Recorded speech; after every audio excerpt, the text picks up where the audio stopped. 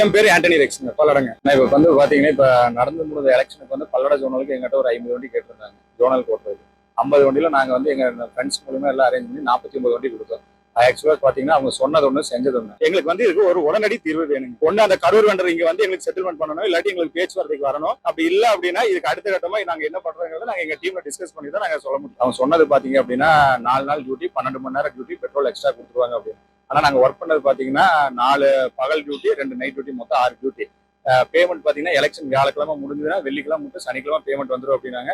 சனிக்கிழமை வரல, ஞாயிறு திங்கள் 3 நாள் வரவே இல்லை பேமெண்ட். செவ்வாய்க்கிழமை ஆக்சுவலாக வெண்டர் எடுத்தது பார்த்தீங்கன்னா கரூர்காரங்க. நேற்று கரூர் ஆஃபீஸ் போய் கேட்டதுக்கு அவங்க ஓகே நாங்கள் பார்த்து பண்ணி கொடுக்குறோம்னு சொல்லி போட்டு பகல் ஃபுல்லாக வெயிட் பண்ண வச்சுட்டு ஈவினிங் ஒரு 6 மணி போல எங்களுக்கு ஒரு பில் காப்பி கொடுத்தாங்க. அதில் பார்த்தீங்கன்னா 6 டியூட்டிக்கு டோட்டலாகவே 3 டியூட்டி தான் போட்டிருக்காங்க.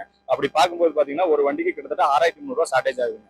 மொத்தமாக அவங்க 49 வண்டிக்கு 3 டியூட்டி கணக்கு பண்ணி பார்த்தீங்கன்னா 2,86,558 பில் கொடுத்துருக்காங்க. ஒரு வண்டிக்கு ஷார்டேஜ் 6,300. 49 வண்டிக்கு பார்க்கும்போது பார்த்தீங்கன்னா 3,08,700 ஷார்டேஜ். இப்போ மொத்த பில் பார்த்தீங்கன்னா எங்களுக்கு அந்த 5,95,258 பில் வருதுங்க. இப்போ அந்த பில் இந்த பேமெண்ட்டுக்காக தான், அந்த இஷ்யூக்காக தான் நாங்கள் இப்போ இங்கே கலெக்டர் ஆஃபீஸ் கிட்ட நாங்கள் மனு கொடுக்கலான்னு வந்திருக்கோம். என்ன சொல்றாங்கன்னா அவங்க ஆக்சுவலாக பில் போடுறதுக்கு முன்னாடி என்னை கூப்பிட்டு வச்சு பேசினாங்க ஆஃபீஸில். அப்போ நாங்கள் எல்லாமே A to Z கிளியராக எக்ஸ்பிளனேஷன் பண்ணோம். சார் 4 பகல் வந்திருக்குதுங்க, திங்கக்கிழமை காலையில வந்த வண்டி வெள்ளிக்கிழமை காலையில தான் ரிலீஸ் ஆயிருக்குது.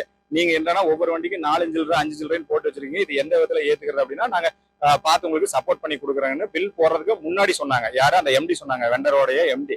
அதுக்கப்புறம் பில் போட்டதுக்கு அப்புறம் என்னங்கிறாங்கன்னா எங்களுக்கு இந்த ப்ராசஸ்ல தான் பில் போட சொல்லியிருக்கிறாங்க, இந்த பேமெண்ட் தான் உங்களுக்கு வரும், இதுக்கு ஓகேன்னா நீங்க அக்கௌண்ட் டீடைல் கொடுத்துட்டு போங்க, நாங்க வந்து உங்களுக்கு அக்கௌண்ட்ல பேமெண்ட் போட்டுறோம் அப்படின்னாப்ல. எங்களுக்கு இந்த பேமெண்ட்டை வாங்குறதுக்கு எங்களுக்கு விருப்பம் இல்லை அப்படின்ட்டு நைட் நாங்க அங்க சத்தம் போட்டு நாங்க இங்க வந்துட்டோங்க. இப்போ காலையில வந்து பல்லட தாலுகா ஆஃபீஸ்ல போய் கேட்டதுக்கு பல்லட தாசில்தார் வந்து சென்னை போயிட்டாருங்களாமா, சப் தாசில்தார் தான் இருந்தாப்லிங்க. அவரை கேட்டதுக்கு நீங்க வந்து இங்க கேட்கறதுக்கு உங்களுக்கு ரைட்ஸே கிடையாது, எங்களுக்கு வேலை முடிஞ்சுது, நீங்க ஒண்ணு கலெக்டர் ஆஃபீஸ்ல கேளுங்க, இல்லாட்டி வெண்டர் ஆஃபீஸ்ல போய் கேளுங்க அப்படிங்கிற மாதிரி அவங்க சொன்னாங்க. இப்ப அடுத்து இங்க வந்தா கலெக்டர் ஆஃபீஸ்க்கு வந்தா இவங்க என்ன சொல்றாங்க, நீங்க சொல்றது எல்லாமே ஓகே, பட் நீங்க ஓவரால் வாயில சொல்லும்போது நாங்க எதுவுமே ஆக்ஷன் எடுக்க முடியாது, பெட்டிஷனா போட்டு கொடுங்க, நாங்க பெட்டிஷனை பார்த்துட்டு May 4th ரிசல்ட் வந்ததுக்கு அப்புறம் என்ன ஏதுன்னு பார்த்துட்டு நாங்க தகவல் சொல்றோம் அப்படிங்கிறாப்ல. ஆனா எங்களுக்குள்ள என்ன ஒரு சிக்கல் அப்படின்னா எல்லாருமே வந்து அன்னார காட்சி தான் உண்மை சொல்ல போனா.